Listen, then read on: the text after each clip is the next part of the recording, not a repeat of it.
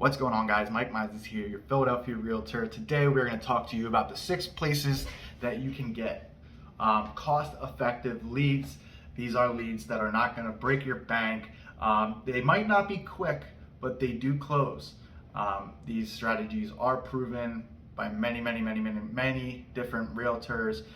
We have a mastermind call every Tuesday, and these are some strategies that they use as well. So without further ado, we're going to get into it. Just make sure you like, comment, subscribe below. Keep me motivated to keep these videos coming to you. I'm really enjoying this so far. And we're going to dive in. All right, so if you saw my other video, 6 things to do when you're becoming a realtor, this is going to be my number 1. I can't stress this enough. Call your sphere of influence. That's everyone that you know. Call everyone. Ideally, you did that when you first got your license. Tap into them, see who they know, if anything. If you know that they're not looking to buy, say, hey, who do you know right now that I can help buy, sell, or even invest? And hopefully you will get some. 9 times out of 10, you will get someone that is looking to do something. Sometimes you get left on red, it sucks. Sometimes people just use a different realtor, maybe they were in contract. Those are all possibilities. I had someone reach out. I haven't talked to him for 3 years. I messaged him last year and he reached out a month ago, and we're gonna be getting him into a place early next year. So, these things do pay off when you're doing it. All right, another one has landed me at least 1 deal. This is social media. Now, there are a lot of different techniques that you can do on social media, but this is specifically for organic reach. I used a lot of Facebook and Instagram, and then I'm also now starting to use content, YouTube and TikTok for that, as well as Instagram Reels. But this has actually helped me. I had a high school, old friend from high school actually reach out because they saw so I actually had an old friend from high school actually reach out from Facebook because she saw a rental that I had listed in Pottstown, not too far from here. And so we connected, and I actually helped her get into a rental. And then another one called me out of the blue. She was like, "Oh, hey, are you still, selling real estate?" I'm like, "Of course." And this was actually the quickest sale that I've had. She called me up. She said her friend needs help. They're all moving out of their apartment, and they need a place by the 1st. And it was like the 20th, mind you, or the 1st of next month. So it was like the 20th. And so we had literally 1 week to go out and find a condo in this competitiveness, and we within 3 days we're under contract, going to inspections and settling on a home. So that was pretty exciting, a little stressful. I can kind of get into that deal a little bit later in a different video, because it was interesting. They were all fine. It was just outside things that were kind of like a nuisance in that deal, but it is what it is. But nonetheless, that was another thing that came from Facebook, and I knew her, so it was fear. So it's like 1 of 2, it's like 2 and 1, I guess you should say, not 1 of 2. All right, and so another thing that I am currently working on to stay consistent and build my business off of, like a listing-based business, is cold calling.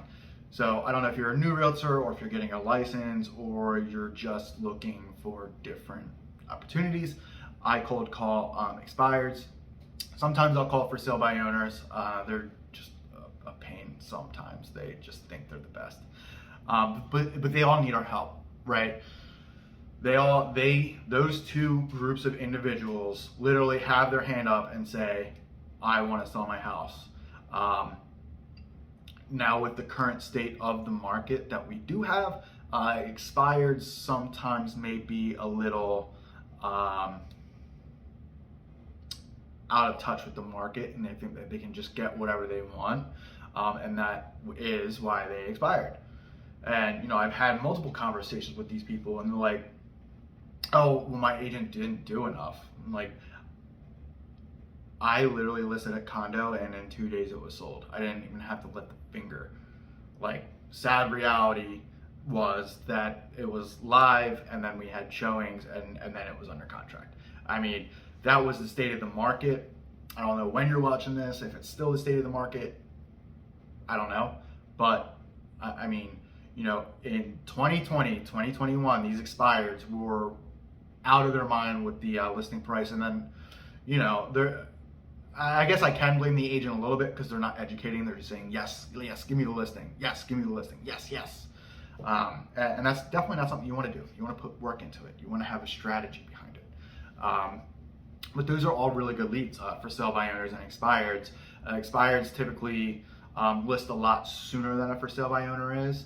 But either way, if you're looking for like quick money, I don't think you're gonna find it in here if you don't if you haven't cold called before. I'm still brushing up my sales skills. So, you know, I'm getting appointments and I have a lot of follow-ups to do. One thing that I wasn't doing in the past was really following up enough. I was kind of expecting them to like reach out to me. But, you know, like I said, you quickly learn the mistakes that you're making. And that is one thing that you're going to learn along the way. Just one of those lessons. Follow up is where the money is. Cold calling is not out of style. People still answer the phone, maybe not their house phones, but people still answer the phone. People still set appointments over the phone.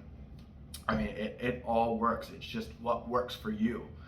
And I had mentioned from like in a previous video, you know, call from 9 to 12. Honestly, the best time that you're going to call is when you're going to call. That's the best time. There is no real best time. If you can't do it from 9 to 12 and you can do it from 4 to 6, do it. I would say at the minimum, 1 hour per day. If you can't do 3. 3 is a good start because you're getting, it's the law of high numbers. If you can't do 3 hours, do what you can. You just want to be having conversations. And so the last thing is YouTube.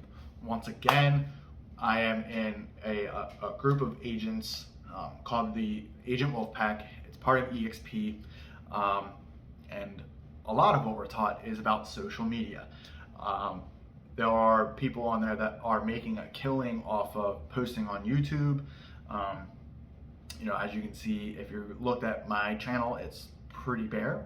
But the whole idea behind a channel is to, 1, help agents, and 2, find clients. You know, it's one of those things that you just have to be consistent on. I don't expect to see a return very soon, but I mean, I'm filming on my phone. I have a phone. I spent $20 on a ring light to get better lighting, so I didn't nothing looked like complete garbage in the background. And it's pretty fun. That and TikTok. I mean, I haven't made clients yet from it, but you know,